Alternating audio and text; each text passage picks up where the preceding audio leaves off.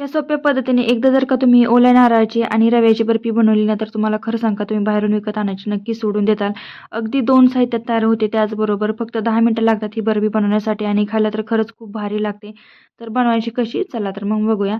तर हे बघा आता इथे मी नारळ घेतला आहे. ओलं नारळ आहे. नारळाचा पाठीमागचा जो कणखर भाग असतो, जो काळपट भाग असतो तुम्ही बाजूला काढून घेतलाय आणि नारळ छान असं बारीक-बारीक कट करून घेतलंय. आता हे नारळ काय करायचं मिक्सरच्या भांड्यामध्ये घालायचं आणि यावर मी प्लेट झाकली कारण याचं टोपण खराब झाले त्यामुळे प्लेट झाकून याला छान असं मिक्सरला बारीक करून घ्यायचं. एकदम बारीक करायचं, यामध्ये नारळाचे तुकडे राहता कामा नये.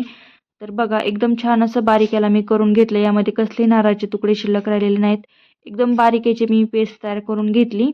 आता कढईमध्ये काय करायचं आपल्याला साधारणतः 4 चमचे तूप घालायचे आणि तूप घालून तूप अगोदर चांगलं गरम करून घ्यायचं. गरम झाल्याच्या नंतरच या तुपामध्ये आपल्याला 1 वाटी रवा घालायचा आहे.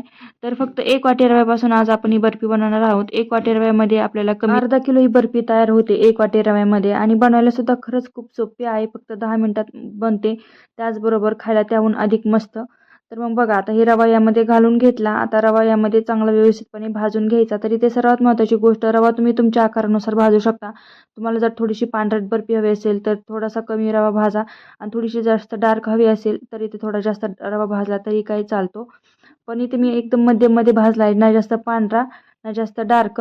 तर रवा चांगला भाजला की लगेच यामध्ये आपल्याला हा नारळाचा चव टाकून घ्यायचा आहे, जो आपण सर्वात अगोदर मिक्सरला बारीक फिरून घेतला. हा सगळा नारळाचा चव यामध्ये मी घालून घेतला आणि परत त्याला छान व्यवस्थितपणे 2 ते 3 मिनिटं व्यवस्थितपणे मिक्स करून घ्यायचं. एकदम छान व्यवस्थितपणे मिक्स झालं की हे जे मिश्रण आहे ते एकदम असं मोकळं-मोकळं व्हायला चालू होतं. तर बघा एकदम छान भाजलं गेलेलं आहे. कलर पण छान आलेला आहे. आता या कढईतलं मी मिश्रण एका ताटामध्ये हे मी काढून घेतलंय आणि आता त्याच कढईमध्ये 1 वाटी ते मी साखर टाकून घेत आहे. 1 वाटी आपण रवा घेतलाय त्यासाठी 1 वाटी साखरेचा वापर करायचा आणि जर तुम्ही जास्त गोड खात असाल किंवा तुम्हाला जास्त गोड खायची इच्छा होत असेल किंवा जास्त गोड आवडत असेल तर तुम्ही साखरेचं प्रमाण अजून थोडं वाढवू शकता. 1-2 चमचे त्यामध्ये जास्त ॲड करू शकता. आता साखर टाकली, त्यामध्ये पाव वाटी आपल्याला पाणी टाकून घ्यायचं आणि साखर छान या पाण्यामध्ये विरघळून घ्यायची. तर इथे सुद्धा आपल्याला याचा ना छान व्यवस्थितपणे एकतारी पाक तयार करायचा आहे. तर साखर विरघळली की यामध्ये आता मी वेलची पावडर टाकून घेत आहे. तुम्ही केशर सुद्धा यामध्ये घालू शकता किंवा फूड कलर पण घालू शकता, पण आपण प्लेनच बर्फी बनवणार आहोत. एकदम मस्त होते. तर बघा हा पाक छान व्यवस्थितपणे उकळत आहे आणि याची आपल्याला एकदम अशी एकतारीची चाचणी बनवायची. एकतारीची चाचणी बनवल्यामुळेच आपली बर्फी एकदम छान अशी खुसखुशीत होते. तर बघा एकदम छान व्यवस्थितपणे हा पाक मस्तपैकी तयार होत आहे. तर मी एकदा चेक करते. तर थोडासा पाक हातावर घेऊन बघते. तर बघा चाचणी अजून तयार झालेली नाही.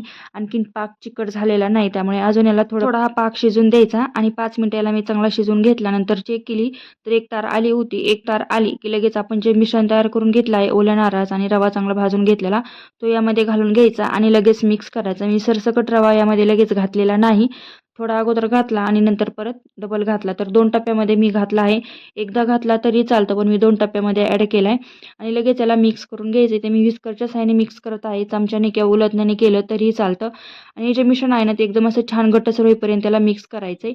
लगेच हा रवा यामध्ये चांगला व्यवस्थितपणे मुरला जातो या पाकात आणि एकदम घट्टसर व्हायला चालू होतं. आणि जसंही व्यवस्थितपणे हा पाक यामध्ये मुरला जातो तसं मिश्रण घट्ट व्हायला चालू होतं. तर बघा एकदम छान असं घट्ट झालं की लगेच एका प्लेटमध्ये ना मी तूप लावून घेतलं होतं. तूप लावलेल्या प्लेटमध्ये आपल्याला हे ओतून घ्यायचं. अगोदरच प्लेटला तूप लावून ठेवायचं म्हणजे नंतर लगेच पटकन ही प्रोसेस आपल्याला करता येते. सगळं मिश्रण यामध्ये टाकून घ्यायचं आणि व्यवस्थितपणे त्याला सेट करून घ्यायचं. सेट केल्याच्या नंतर त्यावरनं मी काजू बदामचे तुकडे पण टाकून घेतले होते. इथे जास्त मी पिस्ताचा वापर केला आहे. तुम्ही काजू बदाम पण ॲड करू शकता आणि लगेच आपण हे कोमट असतानाच याला कट करून घेणार आहोत. कट केली की लगेच याला 5 ते 10 मिनिटं थंड करायला ठेवून द्यायची म्हणजे ती व्यवस्थितपणे थंड होते आणि नंतर प्लेटमधून छान डिमोल्ट होते. तर 5 ते 10 मिनिटं याला मी थंड करून घेतलं आणि मस्तपैकी बघा किती छान दिसत आहे आपली एकदम मस्त अशी जिभेवर ठेवताच विरघळणारी रवा आणि ओल्या नारळाची बर्फी. तुम्ही बाहेरून विकत आणण्यापेक्षा ना घरच्या घरीच घरातल्याच साहित्यात एकदम झटकीपट अगदी काही मोजक्या साहित्यात तयार होते. बनवायला सुद्धा खरंच खूप सोपी आहे. कुठलीही पूर्वतयारी करायची गरज नाही. घरातले साहित्य वापरून आणि फक्त 10 मिनिटात तयार होणारी मस्तपैकी ओल्या नारळाची एकदम अशी खमंग खुसखुशीत जिभेवर टाकताच विरघळणारी आपली बर्फी तयार आहे. या रक्षाबंधनला किंवा कुठल्याही सणवाराला तुम्ही बर्फी नक्कीच करून खाऊन बघा. खायला सुद्धा खरंच खूप छान लागते. तुम्ही बाहेरून विकत आणायचे खरं सोडून द्याल आणि एकदा नक्कीच ट्राय करून बघा. रेसिपी कशी वाटली मला सांगा.